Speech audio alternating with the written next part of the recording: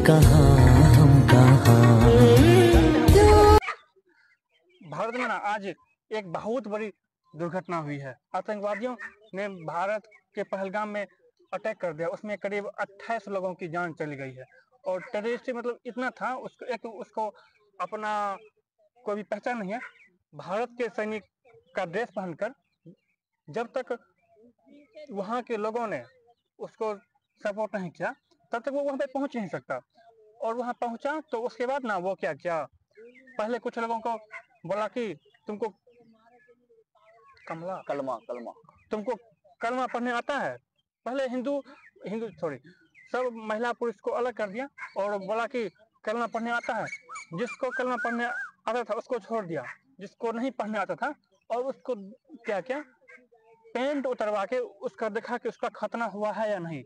जब उसको सबूत मिल गया कि हाँ नहीं हुआ, उसको एकदम हेड शूट कर दिया और पूछा कि तुम हिंदू हो या नहीं। अगर कोई हिंदू भी नहीं था उसको भी हेड शूट कर दिया। उसमें से एक कुछ हमारे आर्मी के जवान थे, कुछ नेवी के जवान थे, जिसका करीब 5-6 दिन पहले शादी हुआ था, उसको भी मार दिया। और उसमें से एक महिला ने कहा कि जब तुम हमारे पति को मारे तो हमको भी मार दो। तो उस टेररिस्ट ने कहा नहीं, हम तुमको नहीं मारेंगे, जाओ तुम मोदी को बोलो। तो इसमें आप क्या कहेंगे? देखिए, वो जो कलमा जो भी कर रहा था कि उसमें मेरा तो ये है कि आतंकवादी का ये चाल है कि हिंदू मुस्लिम को भारत में डिवाइड कर दो। ऐसा नहीं होना चाहिए। इंडिया हिंदू मुस्लिम सभी का देश है। तो मेरे अनुसार से भारत सरकार को एक ऐसा ठोस कदम उठाना चाहिए कि कश्मीर में दोबारा ये कभी ऐसा घटना देखने को ना मिले। भारत सरकार को डायरेक्ट पाकिस्तान में घुस के पूरी तरह से आतंकवादी को जड़ से सफाया कर देना चाहिए। उसमें जितना भी कोई भी आए बीच में सबको खत्म जड़ से मिटा दीजिए, ताकि दोबारा आक्रमण ना हो, दोबारा इस तरह का घटना देखने को ना मिले। जैसे कि इजराइल में आपने कभी नहीं सुने होंगे कि इस तरह से कभी आतंकवादी हमला होता है, या चाइना में कभी नहीं सुने होंगे कि यह आतंकवादी घटना होता है। लेकिन इंडिया को क्यों टारगेट किया जाता है? क्योंकि इंडिया उसको ऐसा कुछ सबक नहीं सिखाता है जिसके कारण वो दोबारा दुर्घटना करता है। ये सब देखने को अभी ऐसे हुआ है। इसका मतलब ये नहीं है कि दोबारा नहीं होगा घटना। फिर आतंकवादी का कुछ न कुछ योजना चल रहा होगा कि अगला कदम क्या उठाना है। लेकिन इजराइल में जो घटना हुआ, इजराइल तो घर में घुसे हुआ था। इजराइल तो फिलिस्तीनियों को देख रहे हो कि पूरा समाप्त कर दिया। ना उसने वर्ल्ड मीडिया, ना यूएन, ना WTO, ना वर्ल्ड बैंक, ना अमेरिका, कोई कुछ नहीं बोला। देखिए भाई, जितने भी पावरफुल कंट्री है, अगर उसको कदम उठाना रहता है तो किसी से वो पूछता नहीं है, वो डायरेक्ट कदम उठाता है। जैसे कि रशिया को यूक्रेन पे अटैक करना था, वो किसी से पूछा नहीं, डायरेक्ट अटैक किया। जितने भी संयुक्त राष्ट्र संघ जितने भी थे वो यूक्रेन का साथ दे रहे थे। रशिया अकेला ऐसा कंट्री है जो पूरे कंट्री को संभाला था अकेले अपने दम पे। ऐसे ही इंडिया को भी कदम उठाना चाहिए और इंडिया को डायरेक्ट पाकिस्तान में घुस के पूरा आतंकवादी को जड़ से खत्म कर देना चाहिए। लेकिन भारत सरकार तो बस चुप्पी साधे हुए है।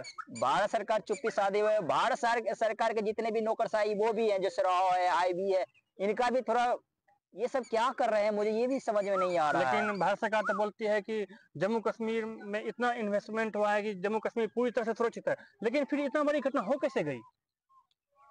यार, इसमें लगता है कि ये लोकल थोड़ा बहुत वहाँ का जो है उसका थोड़ा बहुत ही संयोग होगा, लेकिन मिली भगत होगा। हम यह मान सकते हैं ना कि जो भारत सरकार बड़ी बड़ी दावे कर रही है उसमें कुछ खामियां हैं।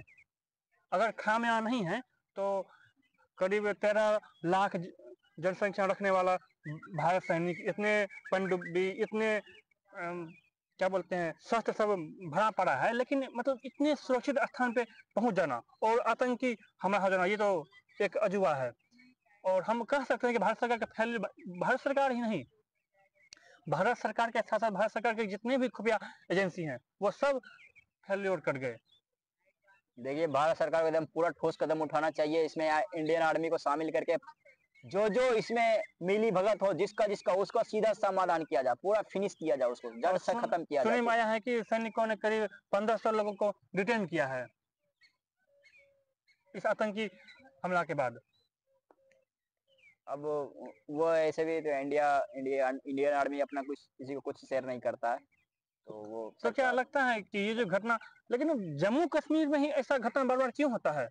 देखिए, जम्मू कश्मीर इंडिया का स्वर्ग है। स्वर्ग, इंडिया का स्वर्ग है। यहाँ टूरिस्ट पैलेस, यहाँ बिजनेस है, सब कुछ यहाँ पे। इसमें देखिए, ये दो कंट्री के बीच है, ये पाकिस्तान और चाइना। इस पे दोनों देश मिलकर इस पे कंट्रोल करना चाहता है। लेकिन हम तो भारतवासी कश्मीर को अपना हृदय मानते हैं, फिर हमारे हृदय पे आघात करना, मतलब पाकिस्तान को तो साफ करना पड़ेगा, तब ना हमारा भारत सुरक्षित रहेगा। जरूरी है। अगर पाकिस्तान का सफाया आतंकवादी को जड़ से नहीं मिटाया जाएगा तो ये दोबारा घटना देखने को मिलेगा। इसमें इंडिया को ठोस कदम उठाना चाहिए। पाकिस्तान को तो सबक सिखाना ही चाहिए, साथ साथ चाइना को भी सबक सिखाना चाहिए, क्योंकि उस चाइना का भी इसमें मिली भगत है। लेकिन अगर भारत कोई कदम उठाता है तो आप पश्चिमी मीडिया ले लीजिए या जितना भी मानवाधिकार आयोग है, सब भारत पे दोष थोपने लगता है कि आपने ये किया, आपने वो किया। आपने ये किया, वो किया, ये कुछ नहीं करेगा। अगर इंडिया डायरेक्ट अटैक करेगा तो कोई कुछ कहने वाला नहीं है। लेकिन वही आपने देखा कि रसिया, उसके बाद रसिया ने यूक्रेन पे हमला किया, इजराइल ने फिलिस्तीन पर हमला किया, वहां कहाँ मानवाधिकार था, इतने लोगों की जान गई। क्योंकि वो किसी से पूछा नहीं, वो डायरेक्ट अटैक किया। इंडिया सबसे पूछता है कि मैं करूं या ना करूं, इसलिए इंडिया को किसी से नहीं पूछना चाहिए, इंडिया को डायरेक्ट अटैक करना चाहिए। लेकिन भारत शांति की दुहाई देता है। अब शांति की दुआई हमेशा देगा तो यही दोबारा घटना देखने को फिर से मिलेगा। इसमें हम भारत सरकार से क्या अपेक्षा कर सकते हैं? भारत सरकार से अपेक्षा तो यही किया जाना है कि बस एक बार या दो बार, जितना बार बोलिएगा मैं उतना बार कि इंडिया को पूरा ठोस कदम उठाना चाहिए और आतंकवादी को पूरी तरह से जड़ से सफाया करना चाहिए। इसके लिए डायरेक्ट आतंकवादी पाकिस्तान में घुस के आतंकवादी का खात्मा करना चाहिए। देखिए, और उसको जड़ से मिटाना चाहिए ताकि वो दोबारा पैदा ना हो, इंडिया में दोबारा ऐसी घटना देखने को। 2019 में एक पुलवामा हमला हुआ था जिसमें कि करीब हमारे 40 भारतीय सैनिक मारे गए थे, और हमारे इसमें ये दूसरी सबसे बड़ी हमला है, उसमें से करीब 28 से 30 लोगों की जान गई। उससे पहले उसमें भी हुआ था, उड़ी हमला हुई। लेकिन हम तो यह कह सकते हैं ना कि हमारे इंटेलिजेंस की बहुत सारी खामियां हैं, तब ये घटना हुई है। नहीं तो कहाँ, मतलब आप इतने सुरक्षित कर रहे हैं, उस 2000-3000 जितने भी टूरिस्ट थे, आप वहां पे एक भी सैनिक उपस्थित नहीं था। कहाँ थे वो सैनिक? कहाँ थे हमारी खुफिया एजेंसी? कहाँ थे जम्मू कश्मीर पुलिस? कहाँ थे BSF? किसी को कुछ भी नहीं पता। और हमारे करीब 28 से 30 लोगों के मासूम लोगों की जान चली। आप इस तस्वीर को देख सकते हैं। कान खोल कर सुन लो, ये नरेंद्र मोदी हुआ।